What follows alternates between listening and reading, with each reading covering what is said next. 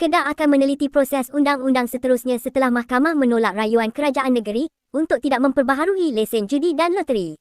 Exco Perumahan, Kerajaan Tempatan dan Kesihatan Kedah, Meja Bersara Mansur Zakaria berkata, satu pertemuan dengan Menteri Besar Kedah, Datuk Seri Muhammad Sanusi Mat Noor akan diadakan sebelum perbincangan seterusnya bersama Penasihat Undang-Undang Negeri.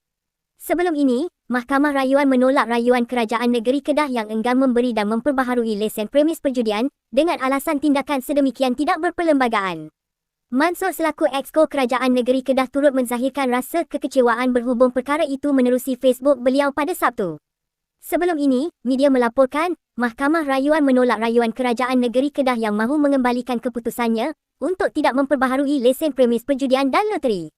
Dalam keputusan majoriti, Hakim Faizah Jamaluddin dan Lim Hock Leng memutuskan bahawa rayuan itu tidak mempunyai merit, manakala Hakim Besar Sabah dan Sarawak Azizah Nawawi berbeza pendapat. Tiada perintah kos diberikan.